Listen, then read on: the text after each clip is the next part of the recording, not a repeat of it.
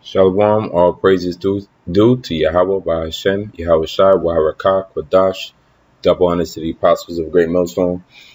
Shalom, salutations to all you brothers tuning in, paying attention, doing the works, being diligent, serving the Lord, being passionate to your calling, making your election sure by standing firm and steadfast on the foundation and the track that, through the Spirit of the Lord, the apostles of GMS have set us on. All right, shalom to all the new visitors, new learners out there, new brethren out there. All right, today I'm going to do a video on the Strait of Hormuz and Iran's affiliation with Russia biblically. What is prophesied of Iran, what is prophesied of Persia, and how will these prophecies unfold more than likely based on current events. So I have right here just the Strait of Hormuz defined. It says the Strait of Hormuz, Persian, Tenji Hormuz. It says is a strait between the Persian Gulf and the Gulf of Oman. It provides the only sea passage from the Persian Gulf to the open ocean and is one of the world's most strategic important choke points. Why is it one of the most strategic important choke points? Well, if you go down, it says here, on the north coast lies Iran, and on the south coast, the United Arab Emirates and Muslim and enclave of Oman. And at its narrowest, the Strait of Hormuz has a width of 29 nautical miles. About 20% of the world's petroleum passes through the strait, making it a highly important strategic location, so forth and so on. Being that it's called a choke point, what that means is, when you look at it, it's a point of only 29 nautical miles, as they say, where 20% of the world's petroleum, which petroleum is turned into oil and amongst other things plastic, 20% of it comes through the strait. 20%. Here's another picture. So, as the article said, above is Iran. Here you have Iran north of the strait on the northern end, or the eastern end. And here you have United Arab Emirates along with Oman in this corner here. Yeah, Oman also in this, this is a piece of Oman here. So the strait is, which is what leads the Persian Gulf, the large Persian Gulf, into the ocean. Here's it backed up so you can see the full picture. Yeah, this would be the Persian Gulf over here. Highlighted, this would be the Persian Gulf. This is Saudi Arabia, right? Oman, as we in Iran, Iraq, okay, what's known as the Middle East, right? You have the Persian Gulf, which leads into the Strait of Hormuz, 29 nautical miles. That's it. And goes into the Arabian Sea. Okay? It's called a choke point right here. That Strait of Hormuz, a strait, meaning a position of difficulty. We all familiar with that term. So, being that it's a difficult position to bring oil through, and that also 20% of all oil comes through this position, as you see here, some statistics say 30% of all seaborne traded oil passes through the Strait of Hormuz, a 29-mile wide channel in the Persian Gulf, 17 million barrels per day. Million, okay? Passes from Saudi Arabia, this is Saudi oil, through the Strait of Hormuz, okay? So the question would be, well, what would happen if somebody was to stop, or if there was a, some type of a terrorist attack, or if a nation just fully out said that they wanted to close down the Strait of Hormuz, ceasing 30% of all oil from being traded? Well, that's what's going on right now. Okay, that's exactly what's going on right now. So I'm going to take it to a video that's going to explain that. Quietly and largely in the shadows around here in Washington, there's a fairly important story taking shape, and it's this. The Trump administration's squeeze on the Iranian regime is getting tighter. This is important because it has effects on the global oil markets, on the Iranian nuclear deal, maybe even on the stability of the Iranian regime itself. There really are three sources of pressure that are coming together right now. The first is in the oil markets, and most obviously, the Trump administration, as we've been reporting, has told other countries that it expects them to cut their purchases of Iranian oil down to zero by next November, in keeping with new sanctions the U.S. has imposed on Iran's oil sector. So number one, the U.S. has sanctions on Iran's oil sector, and they're expecting other nations to start cutting down their oil to 0%, but of buying Iranian oil. Okay, I believe Iran is one of the top 5, if not the top 3, of highest oil producing countries in the world, and it's also non-Rothschild bank centralized. So that's 2 checks off of the Western globalist agenda, New World Order agendas list on why to defeat and overcome Iran. So you see? And there are signs that other countries may be preparing to do exactly that. In Europe, in Asia, and in India, companies and countries all appear to be getting ready to pull back their purchases of Iranian oil. China will continue to buy lots of Iranian oil, most likely, but that may not be enough to save the Iranian oil regime from taking a hit here, and that has big implications for the oil markets. This is all made possible, by the way, by the fact that the Saudi Arabians, in conjunction with the Trump administration, are cooperating by increasing their own oil production to make up for the shortfall that's going to be created by the loss of Iranian oil on the world market. The second source of pressure comes in the form of European banks and companies appearing to pull back their own business with Iran, again in response to Trump administration sanctions. That's going to cut back on the amount of foreign commerce that the Iranians can do, has potentially big implications as well. The third potential source for pressure is going to come in a couple of weeks when President Trump holds a summit meeting with Russian President Vladimir Putin. And at that meeting, President Trump is likely to press President Putin to cut back Iran's role in Syria, where the Iranians have been pretty openly pushing their military into a position in which they can both help the Syrian government and threaten Israel. The Russians are kind of in the catbird seat in Syria right now because they're propping up the Syrian government, and so the president will urge the Russians to push the Iranians further to the side in Syria. That may or may not happen, but it's going to be an important thing to watch. So what is this all at? Yeah, because that war right now, where America is involved with Syria. Okay, give me 1 second. That war going on right now where America, Russia, and Iran is inside Syria fighting for their agendas. That war, the Iranians and the Syrians are the same type of Muslims. I forget whether it is Shiite or Sunni, but they are the same. And so Iran and Syria working together is will be a big defeat for America. So they also want Russia to stop that from happening, which it's not going to happen, man. Because knowing that how the Most High operates, he's a power of war. Exodus 15:3. He's a God of war. He's going to allow any alliances to happen so that this Western society, as we know it, can fall and America can be destroyed. And his nation can be set up once again, his restored nation. So prophecy helps us save time, save emotional misguidance, and see what the Most High wants out of all of this. Why these tensions just don't go away.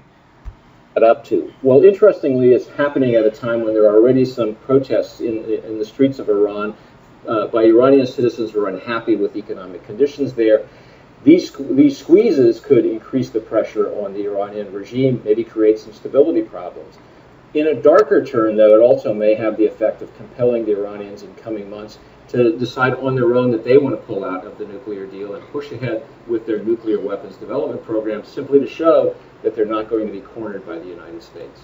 And that was the most important statement he made, is that greater is transforming shared value. Could, out of all of this, the Iranians, with all of these sanctions that the U.S. has, all of this um, sanctions, which is basically stopping the flow of Iranian money and trade throughout the world, could have had the adverse effect. And that adverse effect comes in the form of Iran making their nuclear program move a lot quicker. All right. And Iran stopping the oil production to the through the Strait of Hormuz, man. All right, so just reading a little bit of this. Well, there is no article. It's pretty much just a video.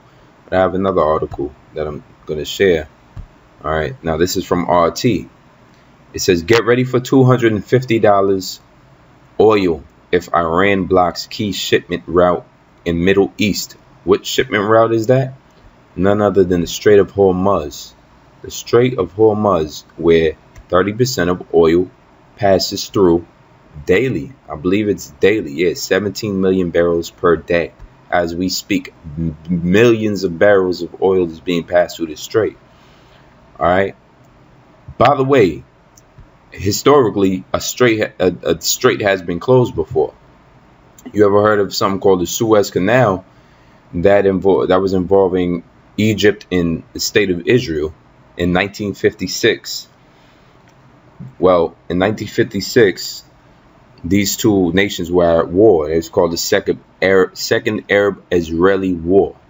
All right, and there was an operation by Israel, United Kingdom, and France as the perpetrators going into Egypt, basically to capture the Suez Canal and a few other things. They wanted to uproot Gamal Nasser. All right, Gamal Nasser. All right, and his name is heavily brought up in this article here. So this Suez Canal is another strait. You can see it's even smaller than it's man-made. It's much smaller than the Strait of Hormuz. And in 1956, Egypt, who owned this part of land, the Suez Canal, under the Prime Minister or President Gamal Nasser, who was an avid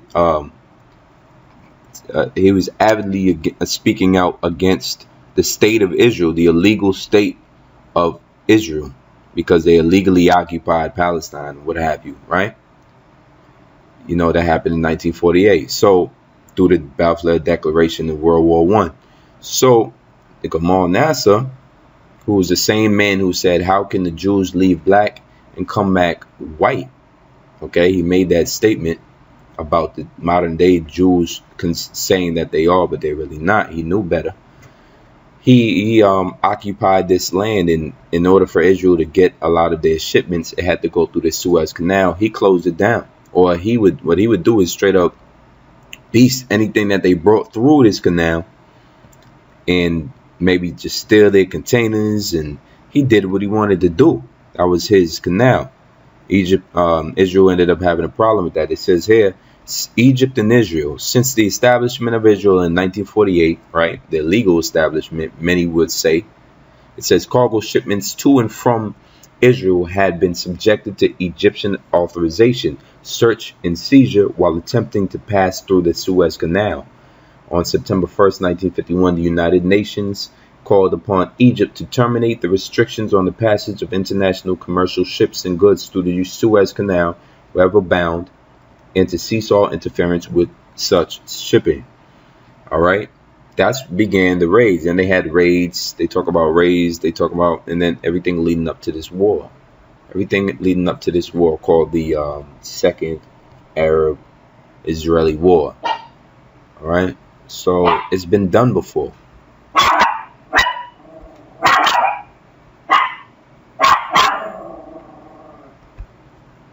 Okay, so everything is coming back into that old way of powers dominating areas of influence, man. Like I said, like we just spoke, like the article says, get ready for $250 oil if Iran blocks key shipment route in the Middle East.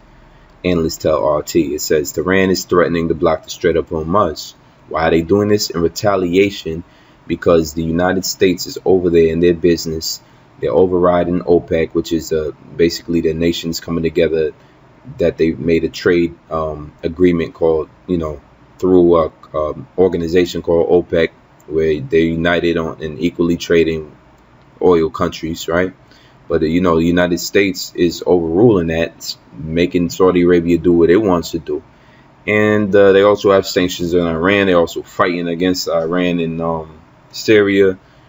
All of this building up where this is going to pop off, man. This little 29-mile strait can be blocked any day, and oil prices going to jump. What does that mean for the average taxpayer? What does that mean for the average American? What does that mean for the average person living check to check, using his driving 10 plus miles to work every day? Okay. What does that mean? That means that your oil is going to go from $3 to $10 overnight. Okay, you're not going to be able to keep up with that, and then there's going to be an all-out war. It's war. That's what it means. It means war. There's no way that this strait is going to be blocked without the U.S. intervening. Their hands going to be pushed. They're going to have to do something. All right, and that is going to lead to war. All right, so it says Tehran is threatening to block the Strait of Hormuz. Tehran is the capital of Iran, a crucial artery for oil shipments from the Middle East. If Iranian exports are hampered, this will result in a huge loss of global crude supply and soaring prices. You can read the rest of the article another time. It's no big deal.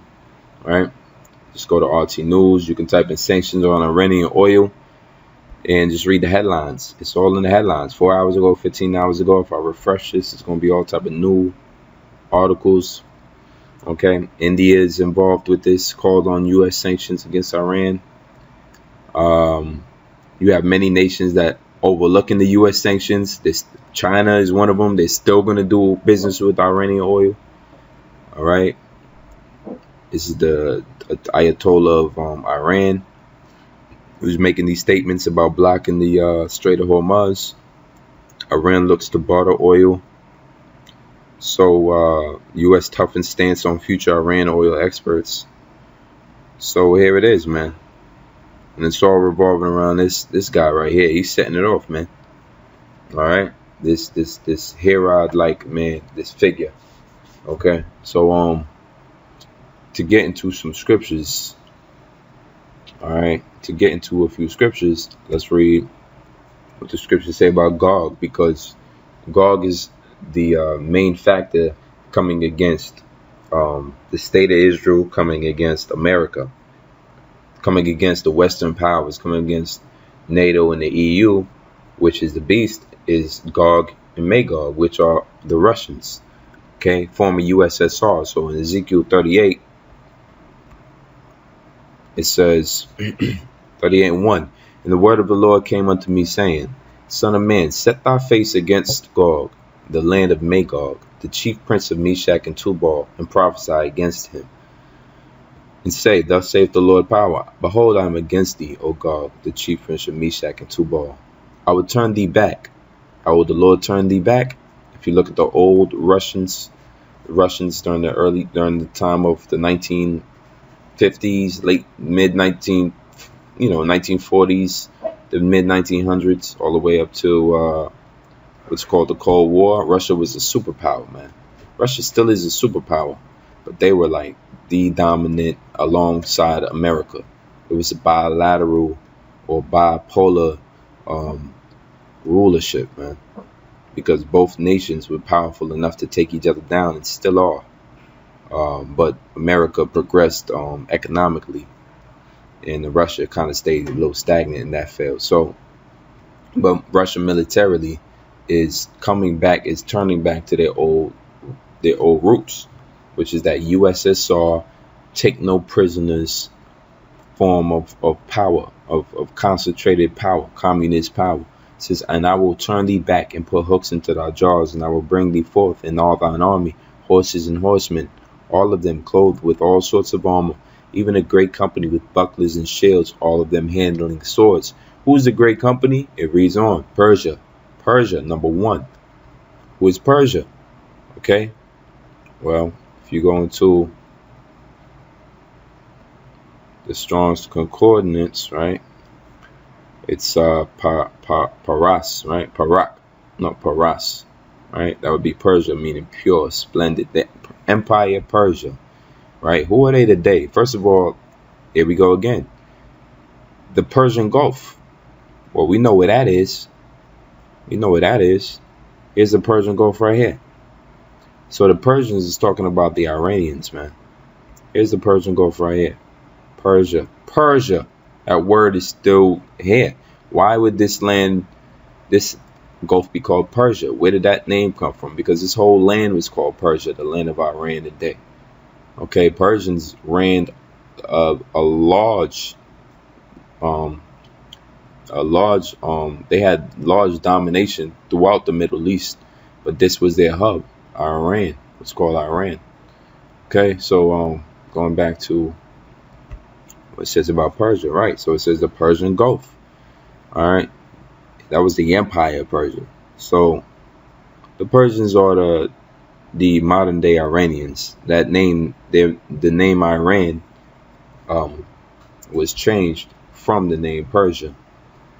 I forget what year, but I know the United Nations has something to do with that. So yeah, Russia's gonna be teamed up with Iran as they are now, man. Anytime you hear Russia, you have Iran. Anytime you hear Iran, vice versa, you hear Russia. There's also Ethiopia, Libya with them, all of them with shield and helmet. So they're going to raise hell in the Middle East, man.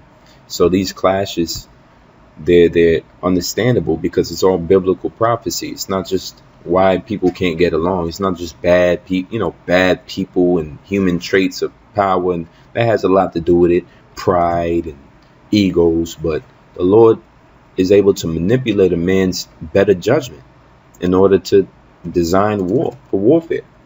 Okay, he raises up armies and puts them down. He raises it up. He makes people hard-headed, as he did Pharaoh in the time of Egypt. So it says a clash between U.S. and Iran could send oil prices above $100, and bad news for China. All right, so that's why this is happening, man. It says the American sanctions against Iran will eventually have to go in effect and pit America's navigation rules against Iran's rules. Thus, there is a potential for open military confrontation between the two countries that could send oil prices soaring. What is your open military confrontation leading to? Or, it's all leading to a third world's war, man. And I will turn thee back and put hooks in thy jaws, and I will bring thee forth all thine armies, horses and horsemen, all of them clothed with all sorts of armor, even a great company with bucklers and shields. Okay, so we understand now that this is what's going to happen. This is going to take place in this time that we in. It says, verse 8, after many days thou shalt be visited, in the latter years thou shalt come into the land that is brought back from the sword and gathered out of many people, against the mountain of Israel, which have been always waste. But it is brought forth out of the nations, and they shall dwell safely, all of them. All right, they're going to attack even that land, Israel, man. Okay, there's going to be just nothing but war in the Middle East. Verse 16, 16, and thou shalt come up against my people Israel as a cloud to cover the land. So even us, man, those Russians is going to come against the true biblical Israelites, and in the end, it's going to be a persecution on the believers of Yahweh Ba'ashem Yahushai, Waharakakadash. All the nations are going to turn against or come together to fight the Lord in his armies, in his host, when he returns. And it all begins because the scripture says that if the fire be kindled already.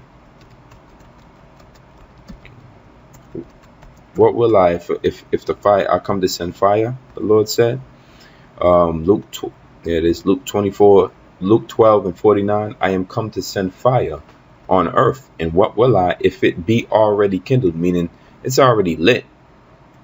Lit. You know what I'm saying? It's already lit, man. That fire has already began, and it began with conflict in the Middle East. It began with oil, what might be an oil crisis, or it might be a Syrian conflict, or it might be Saudi Arabian aggression toward Yemen, or might be um, NATO aggression towards on the eastern border of Russia. These are all operations that cause conflict, military conflict to be pursued, and that's what we're leading up to, man. So as we reading the different articles, man, brothers, we really pay attention to everything that the scriptures tell you about a third world war, about the Lord's deliverance, and about just him setting his face and prophesying against these nations, man. These nations that are superpowers. Isaiah 34:4, and all the hosts of heaven shall be dissolved. That's thermonuclear war. And the heavens shall be rolled together as a scroll. That's ICBM thermonuclear technology that is out right now. A brother sent article where Russia and the United States is somewhere around 7,000 each. Okay, not to mention all these other nations. And each missile contains multiple nuclear warheads, but the number is going to get much greater because technology is advancing. I'm sure it takes half the time to make a bomb in 2018 than it did in 2015. That's how fast technology is evolving. So it says, and all their hosts shall fall down, as the leaf falleth from off the vine, as a falling fig from the fig tree. Okay. What did the disciples ask the Lord in Matthew 24:3? As he sat upon the Mount of Olives, the disciples came unto him privately, saying, tell us, when shall these things be? And what shall be the sign of thy coming and the end of the world? What world? This age. That world is, the earth will never be destroyed, but nations on earth and kingdoms and empires can be destroyed, and now much faster with the technology of this thermonuclear missile, and it will happen. And what did the Lord say? What some of the signs? There shall be wars and rumors of wars. What we're reading about is rumors of wars. The article says here, it says, thus there is a potential for open military confrontation. That's a rumor of a war, that a nation says they're going to close the Strait of Hormuz, that 17 million barrels per day pass through because of the sanctions that every nation is being shaken up. There is not a nation in the world that is not paying attention to what's going on in this strait right here, and what's going on between the clash between these United States and Iran. There is not a nation on earth that ain't paying attention to this, man, because this is going to set it off. Everybody been waiting for. Okay. Yeah. So 2 Peter 3:7, but the heavens and the earth, which are now by the same word, are kept in store, meaning they're preserved. It says reserved, all right, set aside unto fire against the day of judgment and perdition of ungodly men. The Most High is going to judge it all. He's going to judge all men accordingly. Okay? And it's all going to lead into this third world war. Why would it be reserved unto fire? Because that's what comes out of these missiles, and it explodes.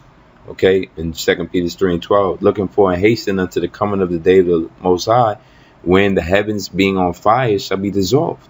So we know, it says, and the elements shall melt with fervent heat. We know that there's a nuclear wind, a nuclear blast coming, man, like none other before. You see, there's been bombs dropped here on Hiroshima and Nagasaki. Those are hydrogen or atomic bombs, little stuff compared to this big boy toys that they got now, man.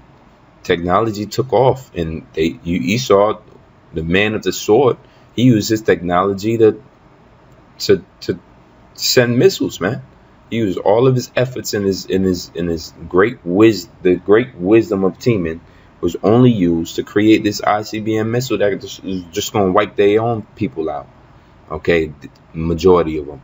So when we say America is going to be destroyed, we're in our right minds. When we say there's going to be a third world war, we are in our right minds, man.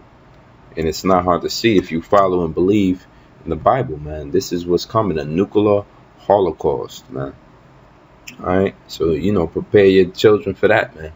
Prepare for that, because that's what we're definitely preparing for. So with that, shalom to all the brothers. Lord willing, this was an edifying video. Till next time, shalom.